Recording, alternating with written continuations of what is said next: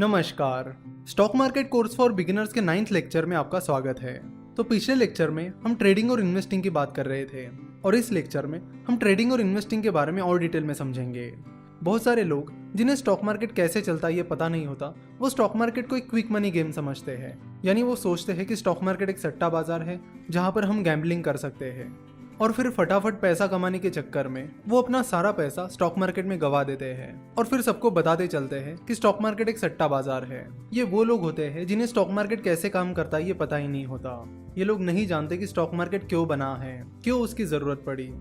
जैसे कि हमने जनरल कंसल्टेंसी के एग्जाम्पल में देखा कि जब जनरल कंसल्टेंसी को ज्यादा पैसों की जरूरत पड़ी तो उन्होंने डिसाइड किया कि उन्हें स्टॉक मार्केट के जरिए पैसा उठाना चाहिए। तो स्टॉक मार्केट बिजनेसेस के लिए एक पैसा रेज करने का बहुत अच्छा तरीका है और इन्वेस्टर्स के लिए उस बिजनेस में भागीदार बनने का।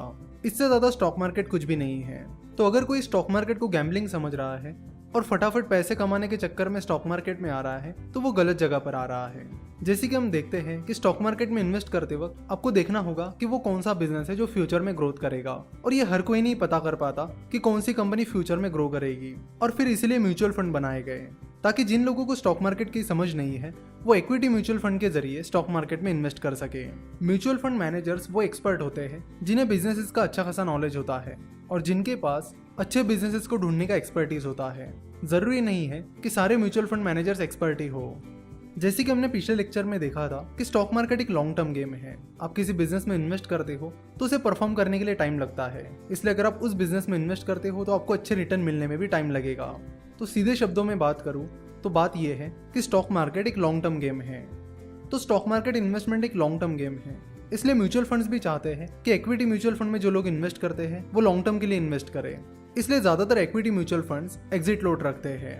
यानी अगर आप 1 साल से पहले अपने म्यूचुअल फंड के यूनिट्स बेच देते हो तो आपको एग्जिट लोड लगता है, जो कि एक फाइन होता है। हम आशा करते हैं कि आपको ये चीज समझ में आई होगी कि stock market long term game क्यों है। पर हम जो देखते हैं वो इसके बिल्कुल विपरीत है। यानी हम जो सुनते आए हैं, देखते आए हैं, वो इस चीज के अपोजिट है। और वो क्यों है उसका भी रीजन है।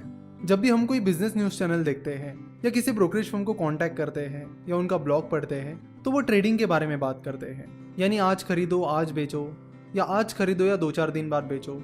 अब एक दिन में या 2-4 दिन में कोई बिजनेस तो नहीं बदलने वाला और ना ही उसकी इंट्रिंसिक वैल्यू। तो ये ट्रेडिंग के बारे में क्यों बोला जाता है? तो आपको बता दूं कि ये जो ट्रेडिंग होती है वो कुछ नहीं बल्कि एक स्पेकुलेशन होता है। यानी लोग बस टेक्निकल एनालिसिस और बाकी कुछ टूल्स का इस्तेमाल करके अंदाज लगाते हैं कि ऐसा होना चाहिए, शेयर प्राइस ऐसी होनी चाहिए। ध्यान रखना, ट्रेडिंग वो लोग करते हैं जिन्हें स्टॉक मार्केट की अच्छी खासी समझ नहीं होती। वो बिजनेस और इन्वेस्टमेंट के उस रिलेशन को नहीं समझ पाते। जिस कंपनी का वो शेयर है उसके बिजनेस मॉडल को वो नहीं समझ पाते। कंपाउंडिंग कैसे काम करती है उसे भी वो समझ नहीं पाते। किसी कंपनी में की गई इन्वेस्टमेंट कैसे काम करती है इसे भी वो नहीं समझ पाते। वो बस ट्रेडिंग करके शॉर्ट टर्म में क्विक मनी कमाने की कोशिश करते हैं और फाइनल रिजल्ट ये होता है कि वो अपना पैसा गवा देते हैं। देखो, जो ब्रोकरेज फर्म्स होते हैं वो तब पैसा कमाते हैं जब कोई ट्रेडिंग करता है। जब आप कोई ट्रेड करते हो तो उस पर ब्रोकरेज फर्म्स कुछ फीस चार्ज करते हैं जिसे ब्रोकरेज चार्ज कहते हैं। सो अगर कोई ट्रेडर है तो वो लगभग हर दिन शेयर बाय करेगा सेल करेगा, बाय करेगा सेल करेगा, जिससे उस ब्रोकरेज फर्म का ब्रोकरेज जनरेट होगा। वही अगर कोई इन्वेस्टर है तो एक बार खरीदेगा और फिर 2-4 साल बाद शेयर्स को बेचेगा। तो अगर कोई इन्वेस्ट करता है तो ब्रोकरेज फर्म को उससे खास फायदा नहीं मिलता है, क्योंकि ज्यादातर ब्रोकरेज फर्म्स डिलीवरी के लिए 0 ब्रोकरेज चार्ज करते हैं। यानी अगर आप एक दिन से ज्यादा के लिए शेयर्स होल्ड करते हो तो वो आपसे कोई ब्रोकरेज चार्ज नहीं करेंगे। लेकिन अगर आप इंट्राडे ट्रेडिंग करते हो, यानी जिस दिन आप शेयर खरीदते हो उसे उसी दिन बेचते हो, तो आपको ब्रोकरेज चार्ज देना पड़ेगा। तो एक चीज तो आपको समझ गई होगी कि जब कोई ट्रेडिंग करता है तो ब्रोकरेज फर्म अच्छा खासा पैसा कमा लेता है। और आपको बता दूं कि ट्रेडिंग एक लत होती है, एक एडिक्शन होता है।